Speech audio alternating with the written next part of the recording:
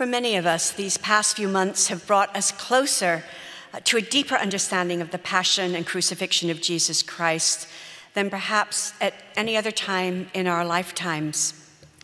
Whatever personal tragedies and economic challenges we've had to deal with throughout this time, have been amplified by this seemingly endless global pandemic. Although, of course, there is some light at the end of the tunnel, and I think there is quite a lot of reason to be hopeful that we're kind of coming to an end. But the fragmentation within our political and personal relationships, especially around racial justice issues, has created even more stress and divisiveness. This has been a very difficult time for most of us, I think. So what does this most somber of days in our Christian calendar have to say to us as we contemplate the past year and also contemplate how we move forward? The crucifixion, of course, points to the resurrection. As bookend events of our salvation, they are the promise of our faith, which is that whatever happens, however bad it gets, evil, darkness, and death don't have the final say. Nothing, and I repeat, nothing, can overcome the abundant and limitless love of God for us. It's a love so strong that his Son gave up his life for us in the most tortured and agonizing way possible so that we might fully know God and be embraced by him for all eternity. Teilhard de Chardin, the Jesuit scientist, theologian, and paleontologist, who, by the way, was so far ahead of his time that he was censured by the church for his ideas, was once challenged by a critic for being too idealistic and unrealistic, especially in the face of all the negative things that were happening in Teilhard's time. And that was a lot to do with the Cold War and the prospect of nuclear war and all of those kinds of things back in the 60s. This critic asked him bluntly, "Suppose we blow up the world with a nuclear bomb. What happens to your vision of a world coming together in peace?"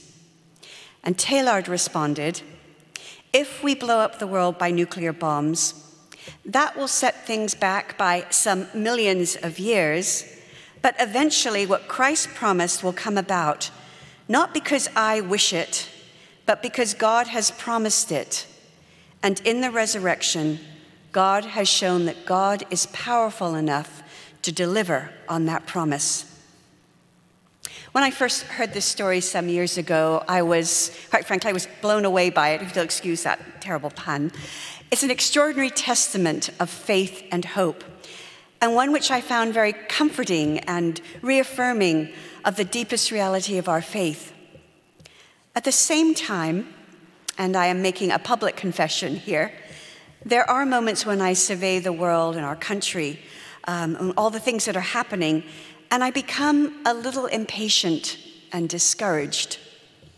I wonder why, in this country where a majority of Americans still consider themselves to be Christians, we're so divided and angry at one another. Why are we still dealing with racism, bigotry, and xenophobia if so many of us have acknowledged Jesus Christ as our Savior? The fundamental tenet of our faith is that the power of the love of Jesus Christ is the key to all healing and reconciliation. You and I are here tonight, and if you're watching it on live streaming, you're watching it in your homes and you're attending this Good Friday service because we believe that. Otherwise, I don't think you'd be here. But it's one thing to say that we believe something, and it's quite another thing to act as if it's true, as if what we're saying we believe is true. And I think this can certainly be the case with how we live out the meaning of Christ's crucifixion and resurrection. What do I mean by that? So let me just dig into this a little bit more. Jesus transcended betrayal, deep hurt, torture, and abandonment by his closest friends.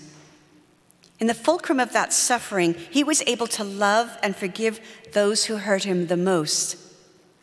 And Jesus didn't just do this as the Son of God, but he did it simultaneously as a human being.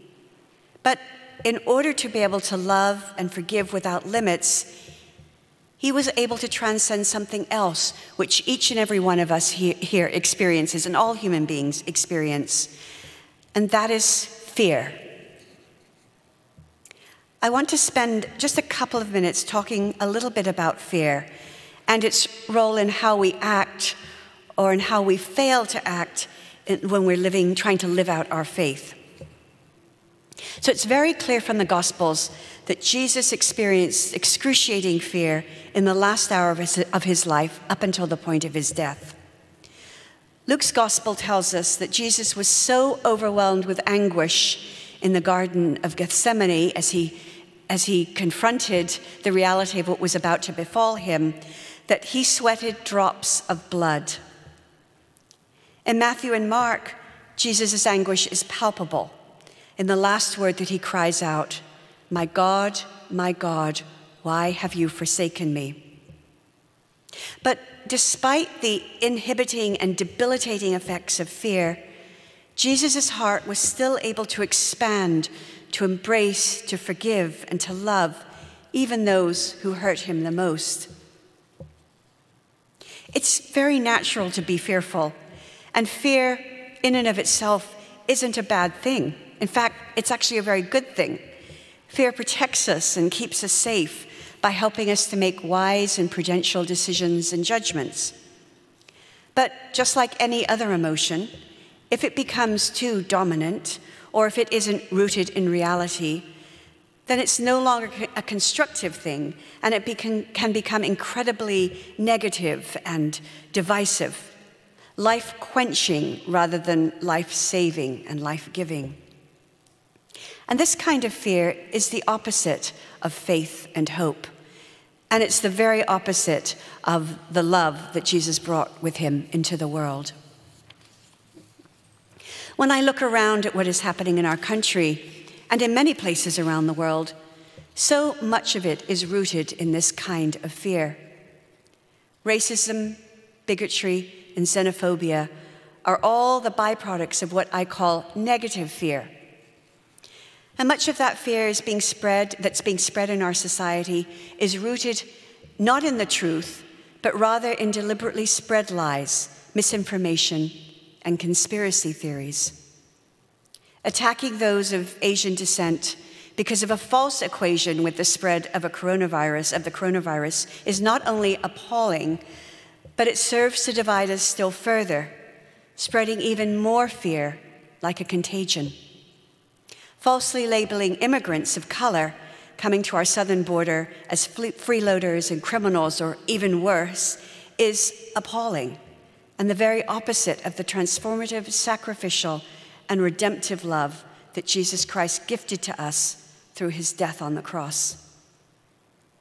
There's a saying that goes, God unites and Satan divides. And boy, does Satan love to divide. In fact, that's how he plants sin in the world. And when I talk about Satan, I'm not talking about that guy in the red outfit with horns and cloven feet. Not at all. I'm talking about the very real presence of evil, which strikes at the very heart of love, the love which Jesus died for. If you think about it, at the root of every division is fear. Fear that we will lose something. Fear that something will be taken from us. Fear that we'll be hurt in some way. Or fear that we will lose the privilege and advantages we have. Dr. Martin Luther King Jr. nailed it in his speech to the Cornell faculty and students in 1962. In that speech, he was talking about the deep-rooted role of fear in the systemic racism against African Americans, something that continues to bedevil our country even to this day. And Dr. King said, "I am convinced that men hate each other because they fear each other.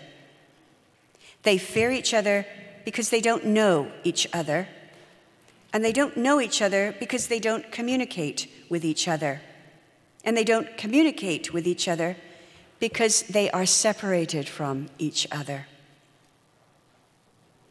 My sisters and brothers, as Christians, we're called to overcome the fear that leads to divisiveness, to seek justice and truth, and to lead by following in the footsteps of Jesus Christ as his disciples. A genuine, authentic faith means trusting in God's abundant love for all of us. It compels us to reach out to those whom we fear, both individuals and groups, to better understand what can bring us together and unite us, as well as to better understand the basis of our own fear and that of others. In John's Gospel during the Last Supper, Jesus reiterates the two greatest commandments, love of God and love of neighbor. One is simply not possible without the other. They are entwined. It's easy to love those who are like us, and much more difficult to love those who we perceive as being different from us in some way. But there it is, this non-negotiable and foundational part of our faith, which requires us to love, or to put it another way, to desire what is best for the other, especially for those who suffer injustice and who are marginalized on the edges of our society. This is our faith, as difficult, as inconvenient, as uncomfortable, and yes, as scary as it may be for us. None of us are worthy of the sacrifice that Jesus Christ made for us on the cross. All of us have unconverted parts of our hearts that need the light of Christ's redeeming love shone upon them. Despite this, Christ meets us where we are in all of our sinfulness, loving us beyond all human comprehension. So the question we must each ask of ourselves in the recesses of our souls is whether we're prepared to meet Christ where he is. He's waiting for us.